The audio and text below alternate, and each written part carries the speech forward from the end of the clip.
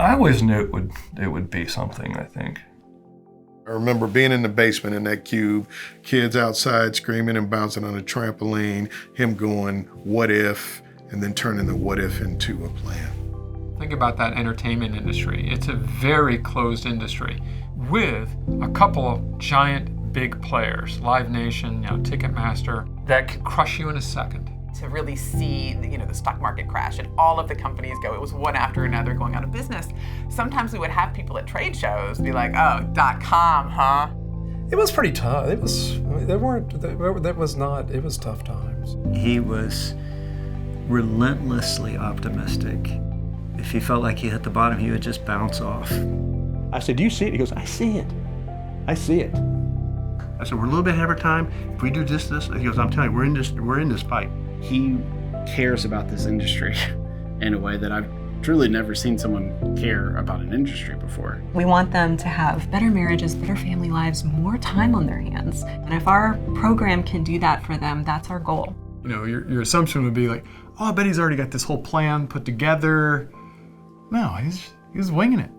It's one thing to have a vision. It's another thing to have the mechanism to help accomplish the vision. And that's what Mitzi was. Coming from knowing John first and then seeing Mitzi and just knowing how kind and how thoughtful and methodical that she is, but also just so caring and warm. And really, she saved the company.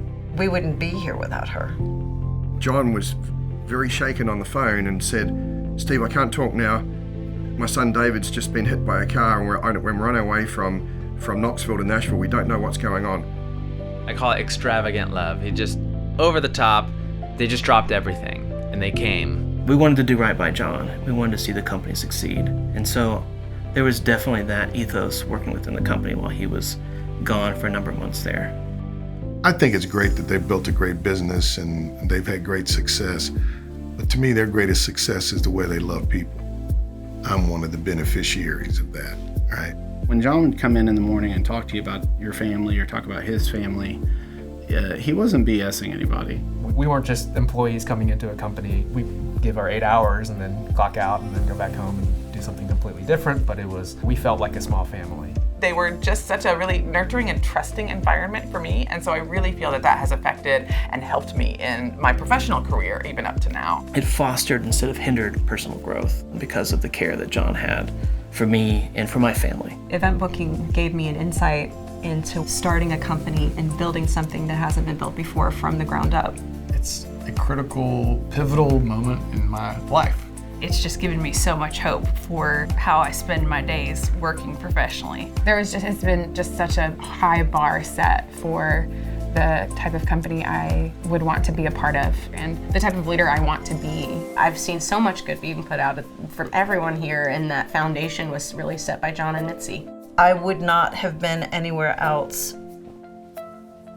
I would not have been anywhere else. A fairly big firm had done research and they were like, we want to pay a premium for that company. That just kind of shows, the power of the tools that we chose, the people that we were able to attract, the process, the culture that we created.